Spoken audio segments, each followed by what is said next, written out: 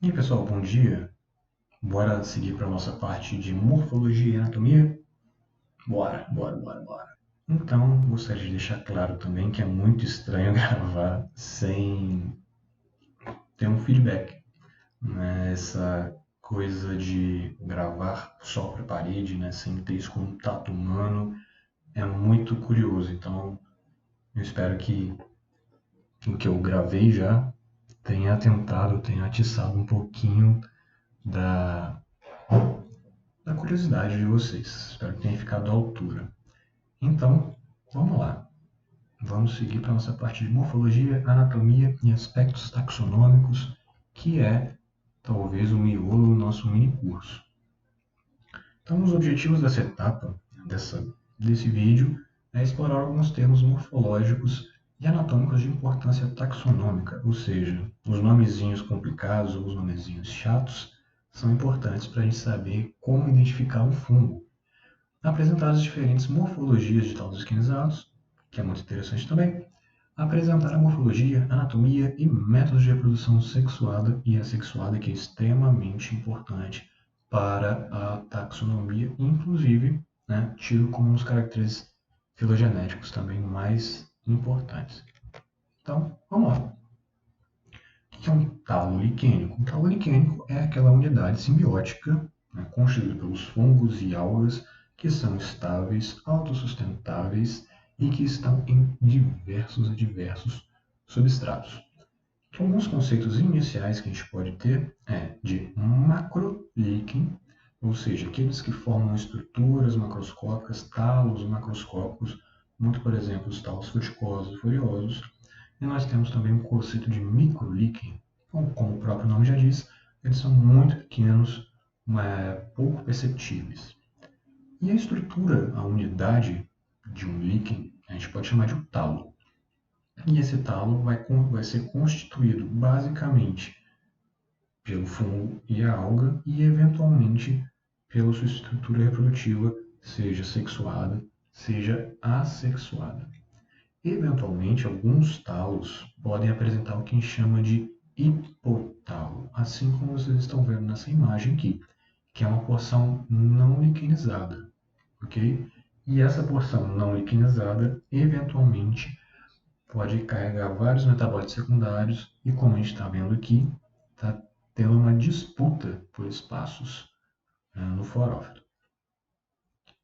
E, então, vamos falar um pouquinho sobre os fotobiontes e a classificação de líquens ou conceitos que são relativos aos fotobiontes.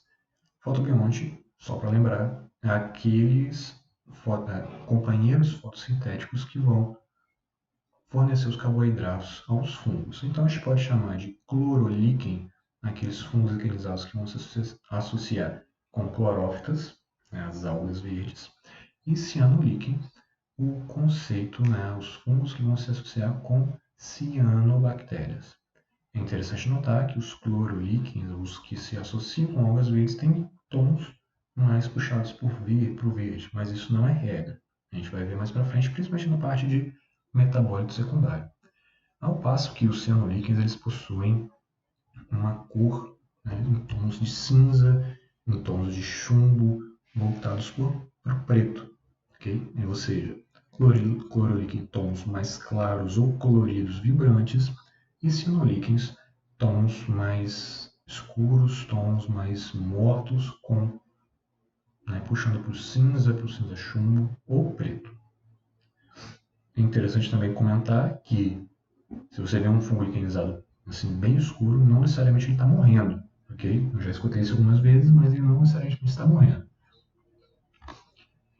E eu tinha comentado também, né, que eventualmente podem ocorrer associações entre fungo, né, algas verdes e cianobactérias, que nós chamamos de associações tripártidas. Estas associações podem ser específicas ou não. Muitas espécies geralmente restringem o fotobionte, por exemplo, as cianobactérias, a estruturas denominadas de cefalóide.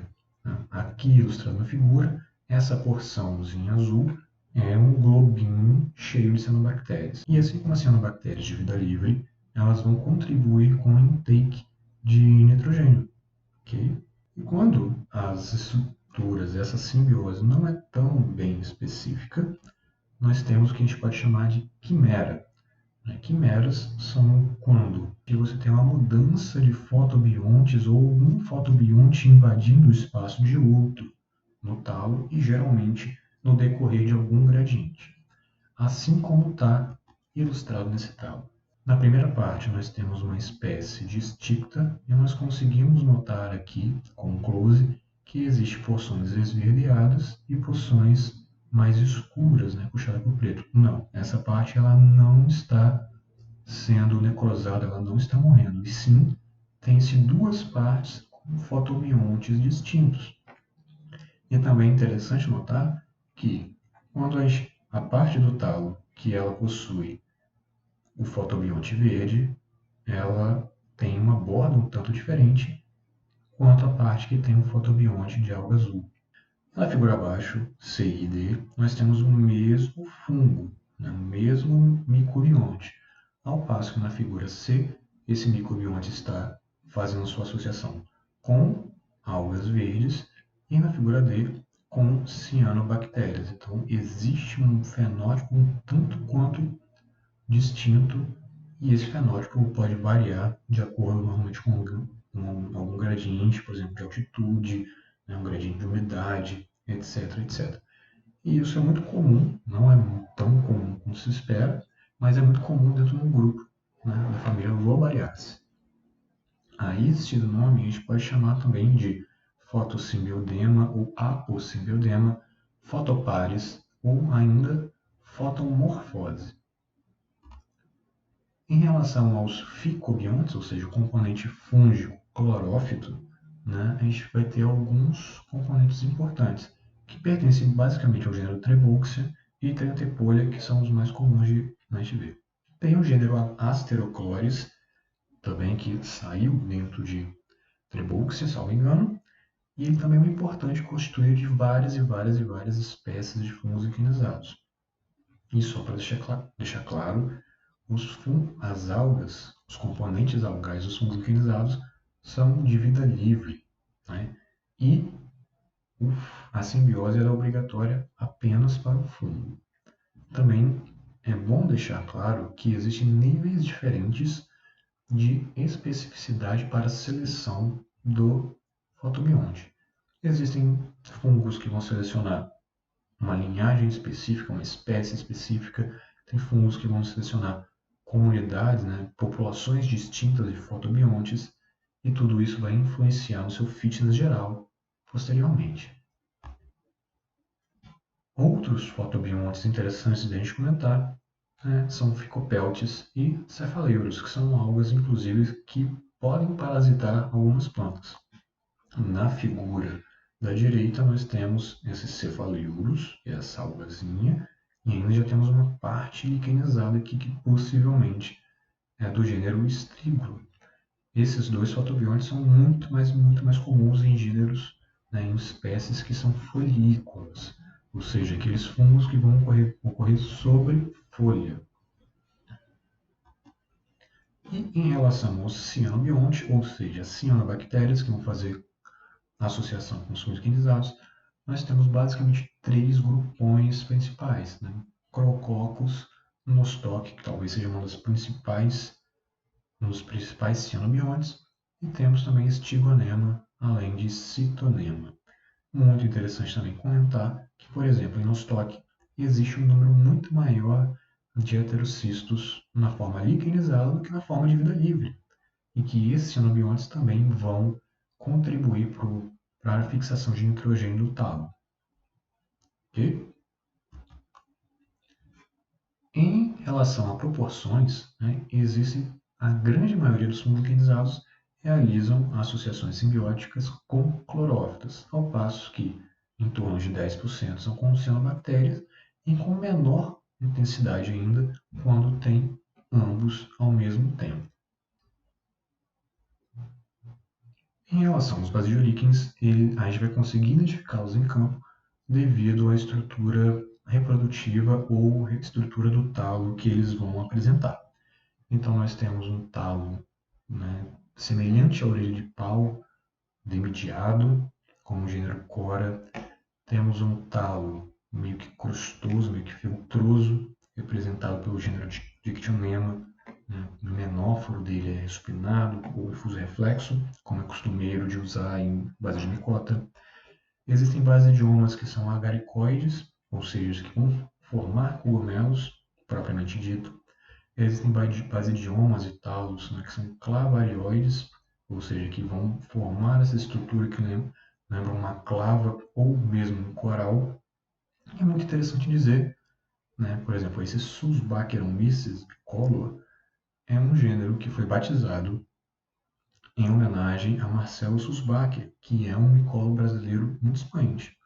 E também é muito interessante comentar que existe brasileiros e brasileiras atuando no conhecimento dessas basidiolíquens, principalmente de Cora e Dictionema. Tem uma grande liquenóloga brasileira, que é a Manuela Del Forno, que trabalha especificamente com esses dois gêneros aqui, essas duas espécies. E em relação à morfologia do talo, os fungos liquenizados apresentam talos de diversas maneiras, né, desde os mais simples até alguns bem elaborados, como ilustrados pela imagem. Então nós temos talos crustosos, foliosos, fruticosos, filamentosos e, inclusive, dimórficos. E a gente vai explorar um pouquinho agora quais são e como como a gente identificaria essa morfologia. O talo crustoso, ele é um talo que ele está intimamente associado ao substrato, né? Ele lembra uma tatuagem, ele lembra uma mancha, e se você tentar, você não vê nenhuma parte de baixo dele, né? Ele está intimamente impregnado onde ele está. Então, você não vai conseguir remover ele do substrato sem levar um pedaço do substrato, assim como está ilustrado aqui nessa figura acima. Você vai ter que arrancar um pedacinho do substrato, assim como esse, para levar e analisar ele também. É um tipo de talo bastante simples, que eventualmente você vai ter medulas, uma camada medular que nós chamamos, que são hifas frouxamente entrelaçadas, e ela vai abrigar uma camada de fotobiontes. Eventualmente, alguns fungos custosos podem apresentar córtex, lembrando que fungo não possui um tecido propriamente dito, mas a orientação e a organização dessas hifas vão dar algumas funções razoavelmente delimitadas deles na anatomia e morfologia do talo. Ok? Em relação também à morfologia do talo, nós temos aqui talos que são nós podemos classificar o tipo de talo em relação a como está disposto no substrato, ou seja, endossubstratais, talos que eles vão correr dentro, possivelmente, de rochas, e vai ficar fora apenas a estrutura reprodutiva. Existem talos leprosos, como esse Chrysotrix, que está bem aqui, amarelão, que são hifas e algas frouxamente entrelaçadas, lembra como se fosse um talco no substrato. Esses talos contínuos, que eles não vão apresentar interrupções, eles são bem lisinhos, é o passo que nós temos talos rimosos, aureolatos e bulatos, que podem sofrer uma espécie de fragmentação, delimitação em cima do seu substrato. Existem outros tipos de talos, como por exemplo, uma classificação que nós damos de bissoide, que lembra um algodãozinho, muito caracterizado pelo gênero Epotalon, muito famoso, líquen, que é tido como bioindicador de áreas limpas, áreas puras, de ar puro, embora a gente vai ver que isso não é verdade. E existem alguns talos que estão entre o crustoso e um folioso, que a gente vai chamar de talo esquamuloso, que eventualmente eles podem liberar uma parte, uma aba, e ele vai lembrar uma escaminha no seu substrato, representado aqui pelo gênero, por exemplo, Psora, Filopsora, Cladonia, e em vários outros isso pode ocorrer também. O talo folhoso é um tipo de talo que ele lembra um aspecto de folha, como o próprio nome já diz. Ele vai ter uma estrutura achatada, né, dorsiventralmente, pode estar bem aderido ao substrato, lembra em alguns casos alguns talos custosos, e ele pode também apresentar algumas outras estruturas, um talo um pouquinho mais complexo, como estruturas de fixação, algumas estruturas de controle hídrico, de controle de gases, e a gente vai falar um pouquinho agora.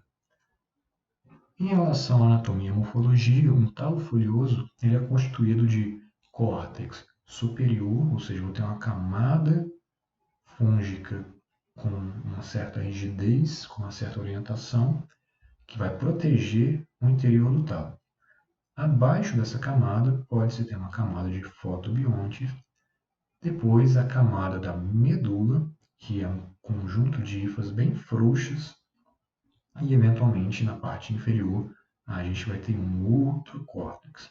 Não são todos os fungos liquenizados foliosos que terão córtex inferior, mas é muito comum que os tenham. Muito interessante também comentar que os fungos liquenizados foliosos vão apresentar lobos, né? Vão apresentar umas margens e esses lobos eventualmente têm importância taxonômica. Esse jeitão dele, essa morfologia do lobo vai ter uma importância taxonômica. Por exemplo, né, existem lobos mais arredondados, por exemplo, como Parmotrema. Existem lobos que a gente vai chamar ou de lacínia ou de lingulato, outros que podem ser flabelatos. Aqui nós temos uma heterodérmia, aqui nós temos um bulbótrix, e todas essas características devem ser levadas em conta na hora da taxonomia, fazê-la de maneira correta. Em relação ainda a algumas outras estruturas presentes em talos foliosos, nós podemos comentar a respeito de pseudocifelas, né, máculas, resinas e tomentos. Primeiramente, um talo, a gente pode classificar o tipo de talo, e isso é importante na taxonomia, em relação de como esses fotobiontes eles estão contidos dentro do talo. Se eles estiverem contidos em uma camada única, em uma camada bem delimitada, nós vamos chamar esse talo de talo heterômero. Ao passo que, se esses fotobiontes estiverem difusos, nós vamos chamá-los de talos homômeros. Isso é muito mais comum em cianolíquens e esse aqui mais comum nos clorolíquens. Algumas estruturas de fixação, como resinas, que são hifas, um amaranhado de hifas que vão servir normalmente de fixação. Eventualmente, talos de fungos liquenizados podem apresentar manchas, podem apresentar máculas que são derivadas de interrupções da camada algal. Vocês vão ver, ou veriam isso em campo. Aqui, outras estruturas presentes em talos de fungos liquenizados foliosos, como por exemplo os cílios, né, que eles são muito semelhantes à resina, anatomicamente semelhantes a resinas, mas eles estão dispostos na margem. Algumas aberturas podem ocorrer também no talo para o meio externo, como pseudocifelas, que vai expor a medula, né, ou as hifas da medula. Isso é muito característico, por exemplo, do gênero Pseudocefalaria, Crocódia. Essas estruturas são bem conspícuas. Ao passo que as cifelas elas vão ter essa abertura, mas vão apresentar uma camada cortical. As pseudocifelas vão apresentar uma camada, um formato mais regular, enquanto as cifelas terão um formato mais delimitado, mais redondinho. E para exemplificar para vocês, aqui ilustrando anatomicamente, a cifela vai ter uma camada geralmente côncava, né, para dentro, e a pseudocifela nem sempre vai ter uma delimitação muito específica. Para ilustrar melhor ainda para vocês com espécimes, foto de espécimes ao vivo, nós temos aqui as duas figuras de cima.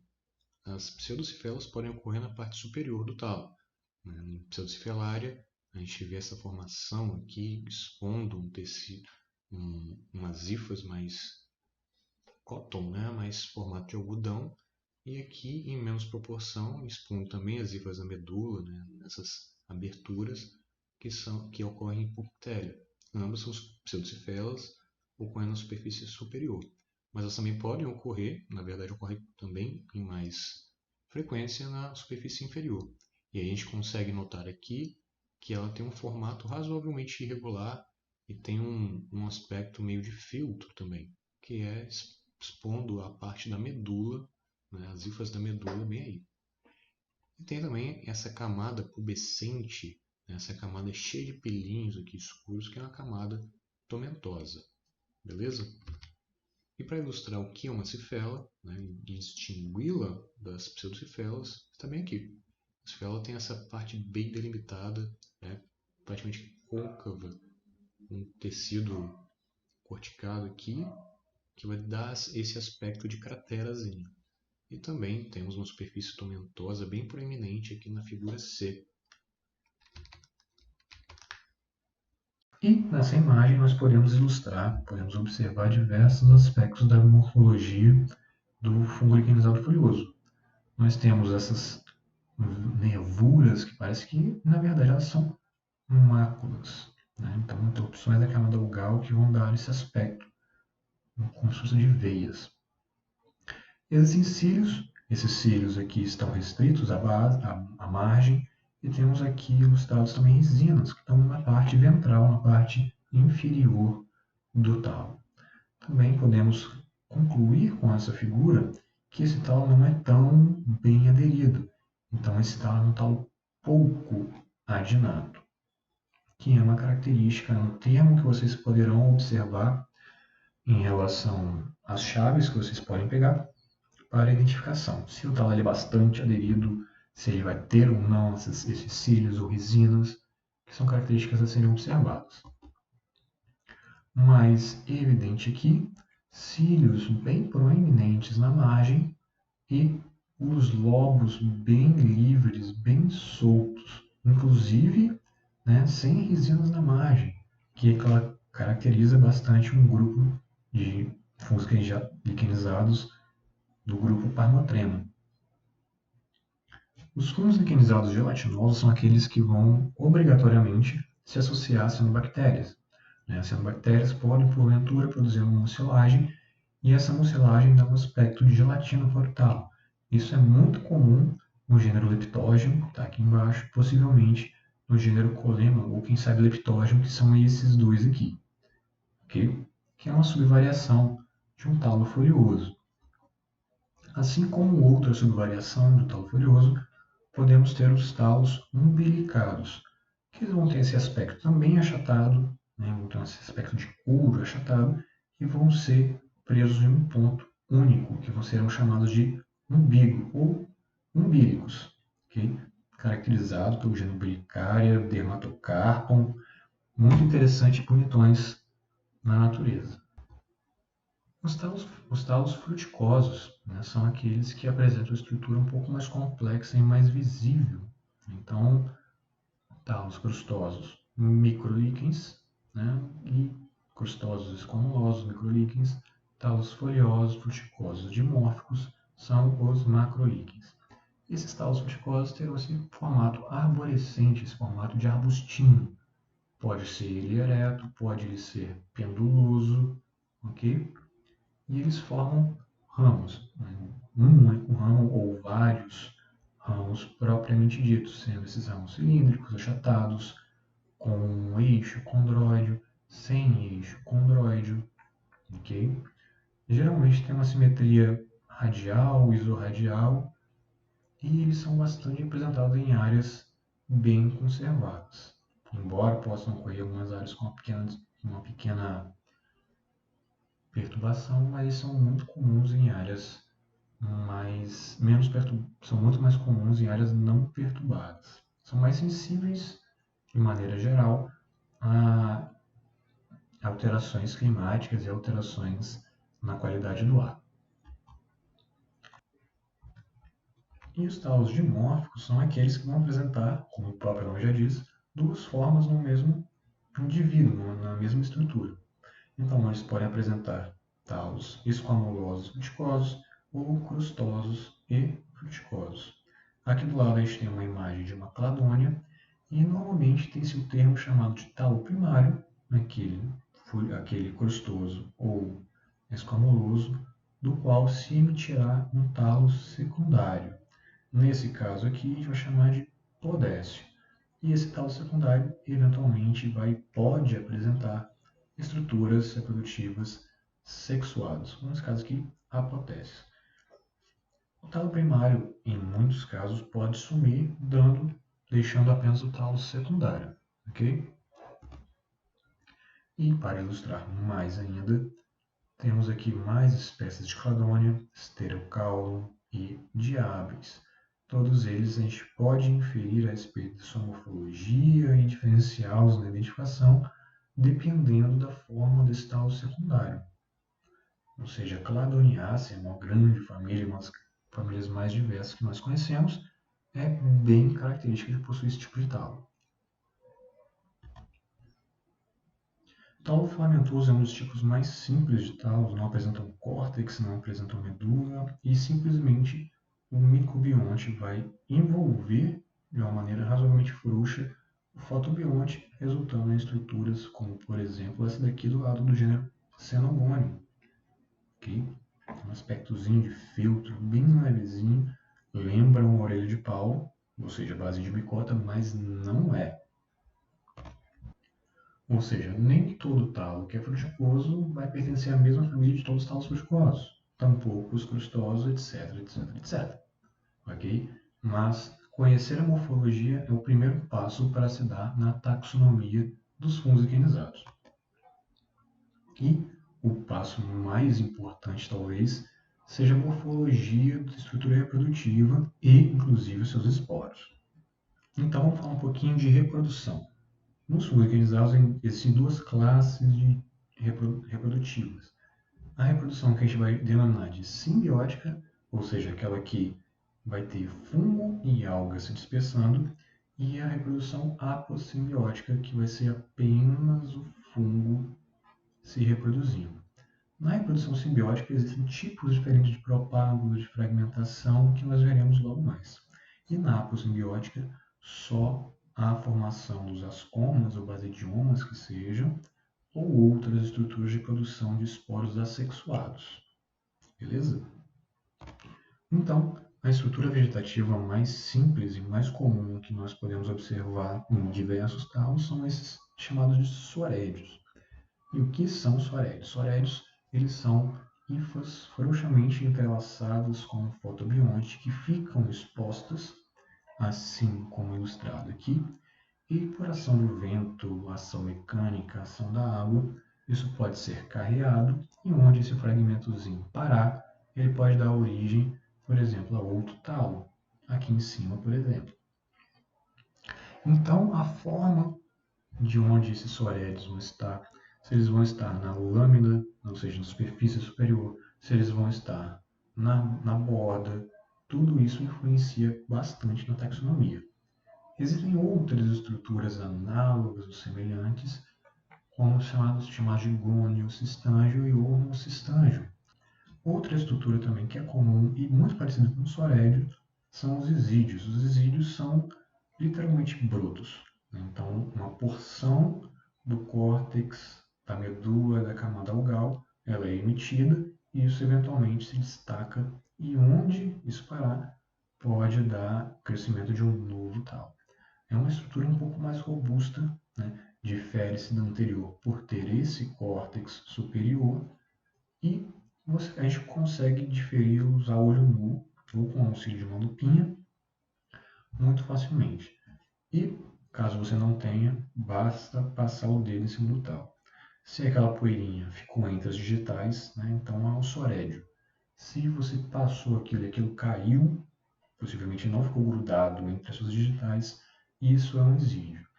E esse isídio, onde ele estiver, a forma que ele tiver também, pode influenciar na taxonomia. Então, isídios simples são os mais comuns que nós vemos, eles podem ser ramificados de diversas maneiras, né, coraloides, eles podem ser, né, globosos ou achatadinhos. E existem outras estruturas que não recebem esses tais nomes. Então, em teoria, se um pequeno fragmento do talo se desprender, ele pode sim dar origem a outro talo completamente novo, né? Se regenerar. E isso é um tipo de fragmentação. existem, né, espínulas laterais, ou seja, seriam isídeos maiores. Existem filídeos que lembrariam isídeos, mas têm um formato achatado, né, como se fosse uma escama. E tem os bastídeos que lembram também isídeos, mas eles ficam gemulando e se soltando ad eterno, indeterminadamente. Bem, a parte apossimbiótica dos ascomicêteos será pela produção de ascomas. E ascomas é um termo que a gente vai dar para a estrutura de reprodução sexuada, né, dos ascomicêteos. Comentamos anteriormente que não existe cleistotécio liquinizado, mas a gente vai falar um pouquinho aqui dos apotécios, peritécios e lirelas, que são muito presentes nos grupos liquinizados. Os apotécios apresentam esse formato discoide, peritécio, formato de pera, ou lembram uma verruguinha, e as lirelas lembram o formato de lábio, né, uma escrita, uma cobrinha em cima do seu substrato. O ciclo de vida de um ascomiceto, de maneira geral, né, ele ocorre da seguinte maneira. Quando há micélios compatíveis, né, micélios haploides compatíveis, eles geralmente vão crescer em direção um ao outro, né, e eles vão, através de sinais hormonais, emitir hifas e estruturas específicas. No caso de ascomicota, será produzida, né, o ascogônio e o anterídeo. E essas estruturas vão acumular núcleos de cada micélio. Através de uma hifa especializada chamada tricógena, esses núcleos migram e acabam formando o que a gente chama de micélio dicariótico. A ascomicota, junto com a basidimicota, formam inclusive um sub-reino chamado de sub-reino dicária. E esse sub-reino dicária se dá justamente por essa fase aqui. A partir dessa fase dicariótica, o fungo ele pode receber o estímulo para fundir esses núcleos e formar o que a gente chama de asco, ou seja, aquele saco onde vai conter os esporos. No asco, pode ocorrer essa cariogamia, ou seja, a fusão dos núcleos. Os núcleos diferentes haploides distintos se fundem e depois eles vão sofrer meiose e sucessivas mitoses. Em alguns casos, a gente vai poder observar fungos liquinizados com um esporo apenas, mas geralmente são números pares, né? E geralmente 8. Pode ter mais, pode ter menos, mas geralmente são números pares e dificilmente apenas um esporo. Geralmente, quando você tem um esporo, ele é muito grande. E é interessante também de falar que os esporos dentro de ascomicota eles são, de maneira geral, infinitamente maiores que os de basidimicota, né? Podendo chegar a 150, quase 200 micrômetros, enquanto os esporinhos de basidimicota chegam dificilmente a 10 micrômetros. Bem, vamos falar um pouquinho dos apotécios, né? Ou discotécios, já foram chamados por esse termo antigamente. E esse discotécio, né, ou apotécio, tem formato de disco e vai ter o seu himênio exposto. E o que é o himênio? O himênio é um conjunto de hifas, né, vegetativas, né, e um grupo de hifas que vão dar origem ao asco, né, ou seja, um grupo de hifas germinativas e grupo de hifas estéreis que vão formar essa estrutura para liberação dos esporos. Cada asco, assim como está ilustrado aqui, pode ter uma quantidade de esporos. Aqui ilustrado um asco com 8 esporos, que é o mais comum de a gente encontrar em fungo liquenizado. Algo muito importante da gente comentar em relação à taxonomia e morfologia dessas estruturas é a margem desse apotécio. Então, o apotécio a gente pode chamar que ele tem uma margem licanorina quando ele apresenta uma bordinha do talo.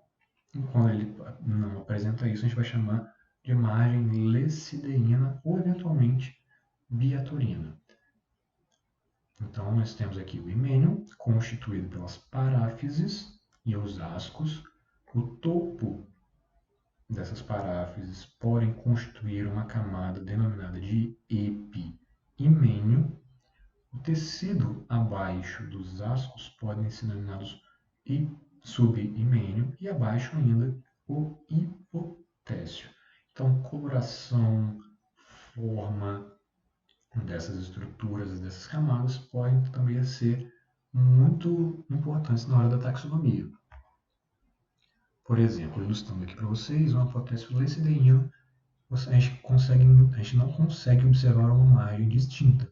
E se a gente fizer um corte, a margem dele vai permanecer escura, que a gente chama de carbonizada.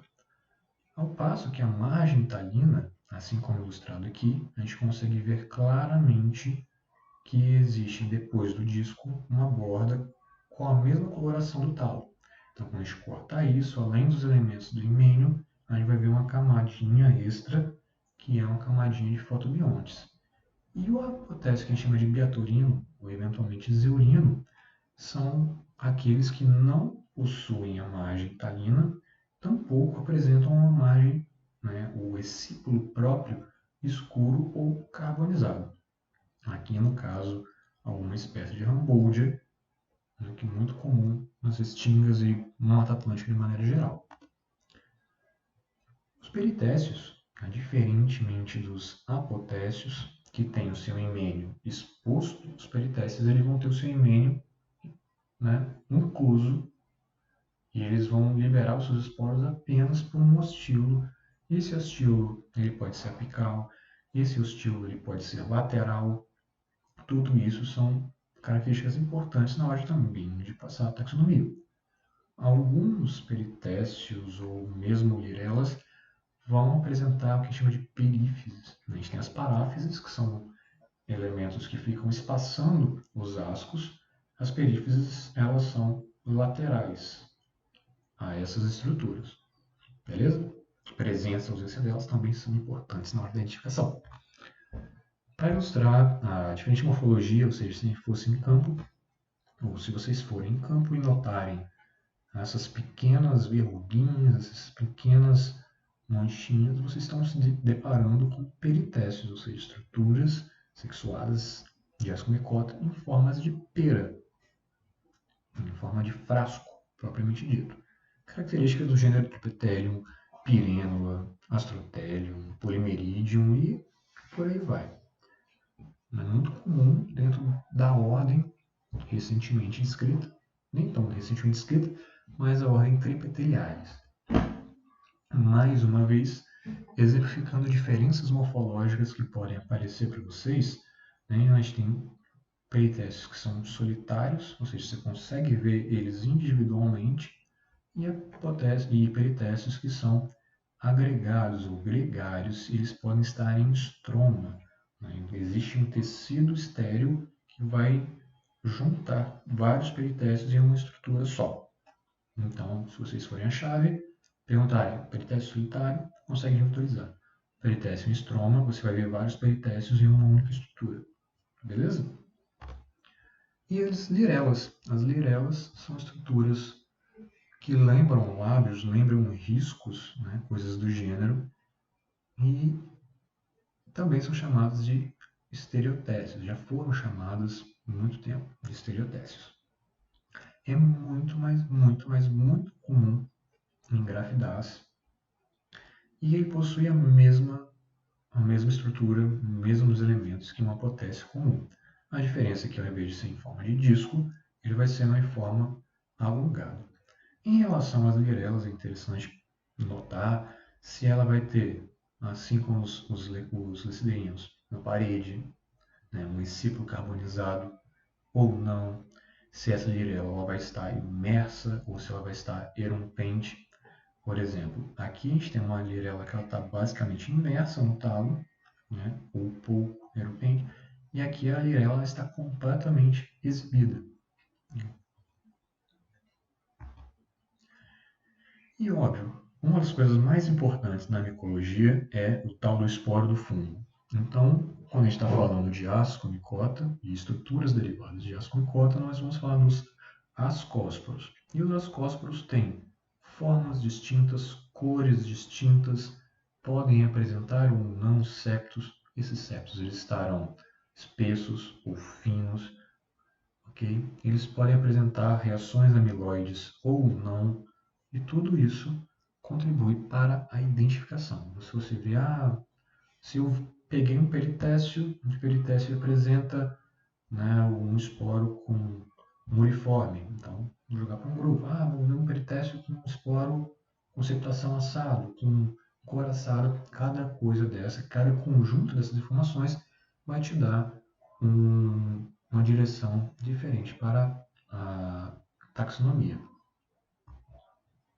Por exemplo, aqui nós temos alguns esporos que eles são transversalmente septados e apresentam, inclusive, né, apêndices, que é algo muito, muito raro no caso de Ascomycota, principalmente Ascomycota liquenizado.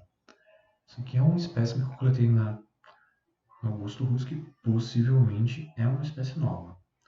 Aqui nós vemos um esporo que nós chamamos de muriforme, do grupo das Grafidáceas, ou seja, ele vai apresentar septos tanto transversais, como de baixo, quanto longitudinais. Eles vão lembrar um aspecto de um muro ou de uma amora. E, eventualmente, alguns esporos eles podem apresentar sim uma bainha, não são todos, uma bainha gelatinizada, que é muito curioso e muito bonito de se ver. Esse esporo aqui, alaranjado, não é a cor dele natural. Aqui foi utilizado o reagente de Lugol, ou teste I, também serve o famoso reagente Melzer, e ele não foi corado. Ele é um esporo transparente, um esporo hialino. E ele não foi corado. E olha só que interessante, aqui embaixo é um esporo também de Grafidaceae, do gênero Graphis, e quando aplicado no mesmo teste, ele corou de um azul violeta, demonstrando algumas reações amiloides, também comuns em estudos de fungos não liquenizados. Ou seja, a reprodução apossimbiótica, no que tange aos basidiomicotas, eles vão produzir basidiomas, assim como ascoma, que é um termo relativo a ascomicota, e basidioma, termo relativo a basidiomicota.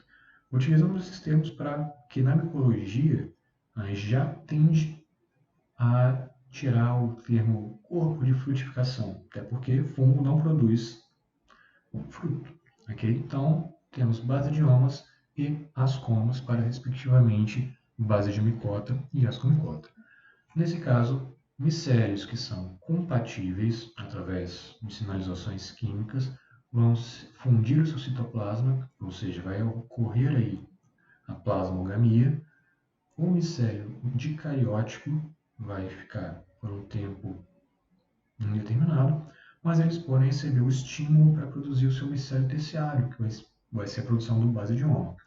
E dentro desse basidioma, lá na produção dos basídeos, vai ocorrer a fusão dos núcleos, ou seja, a cariogamia, e logo em seguida ocorrerá a meiose e a produção, eventualmente, dos basidiósporos para o lado de fora, distinguindo o ascomicota, que vai estar todo fechadinho dentro de um asco, o basidimicota vai estar fora, né, do basídio, sendo geralmente exposto, na maioria das vezes, pelo menos os agaricoides, para o ambiente.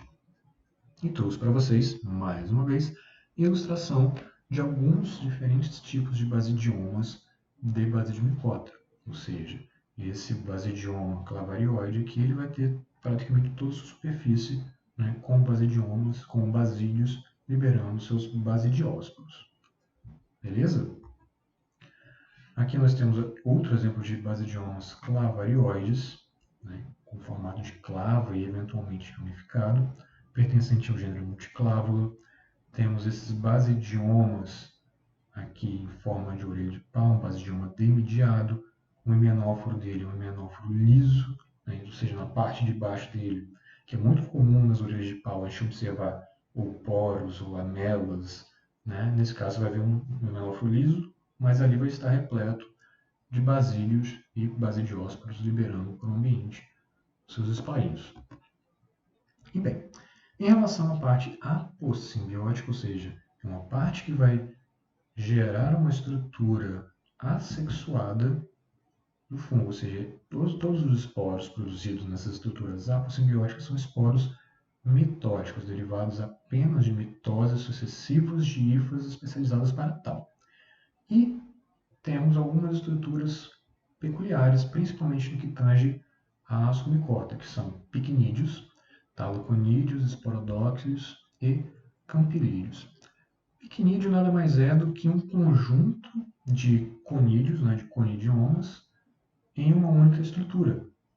Aqui a gente está vendo, aqui no centro, nós vemos essa estrutura que lembra inclusive um peritécio, não dá para confundir às vezes, e aqui dentro vai estar cheio de conídeo, cada conídeo vai produzir vários conidiósporos, perfeito?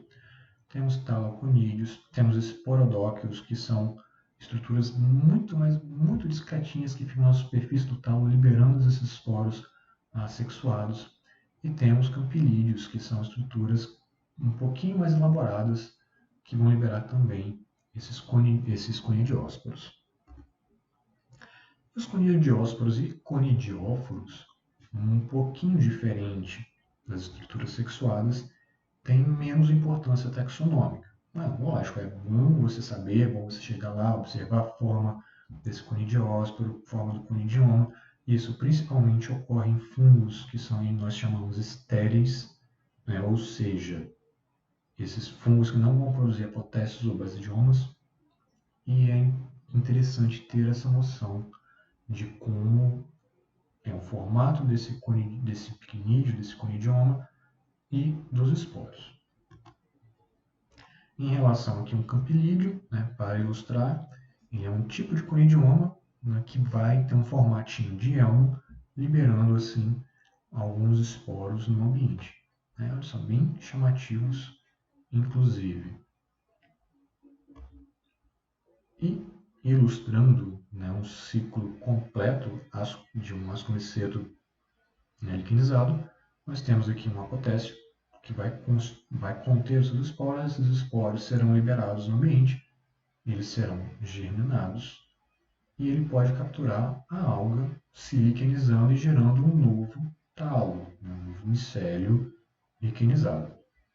A partir daí, ele pode gerar, né, encontrar outros parceiros ou dentro do micélio produzir, né, novos ascomos, novos ascos, ou seguir por um ciclo assexual, que vai produzir estruturas que vão gerar esporos assexuados, como quinídeos, campilídeos, esporodóquios e por assim vai.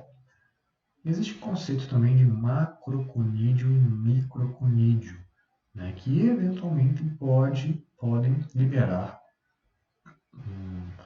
um componente algal junto, mas isso é muito incomum, porque geralmente as estruturas reprodutivas assexuadas vão liberar só os esporos assexuados no ambiente. Como a gente trabalhou bastante com termos, né, científicos diretos, sugiro a vocês um glossáriozinho. Né, esse glossário da Lias é um glossário de ascomicota, está com o endereço bem aí, então não hesitem em buscar o significado desses termos em qualquer hora, ok? E deixo aqui para você, gente, uma chave online. Óbvio, não é a melhor chave do universo, mas é a chave mais generalista e que é um excelente começo. Todas essas chaves vão demandar dos conhecimentos que a gente aprendeu na aula de hoje, okay? Na videoaula de hoje, na parte de hoje, enfim. Então eu espero que vocês se divirtam, já comecem a entrar em contato com ela. E é isso, pessoal. Caso surja alguma dúvida, não hesitem em entrar em contato, né, através do e-mail, um Telegram, WhatsApp, essas coisas qualquer. Eu acho que a gente terá uma live, né, para possíveis dúvidas. Então anotem qualquer dúvida que vocês tiverem. Espero que tenha sido um conteúdo que vai dar a primeira orientação. Óbvio que a gente não vou preparar um conteúdo, ninguém vai sair um liquinólogo formado daqui, mas eu acho que esse conteúdo é interessante para vocês começarem a inferir diferentes formas, né, e morfologias dos fungos liquenizados. Espero que esse conteúdo seja relevante para vocês, que ajudem vocês a conhecerem um pouquinho mais sobre o fungo liquenizado. Vocês viram que existe uma grande diferença entre fungo liquenizado e não liquenizado, mas é isso. No próximo, até a parte de ecologia.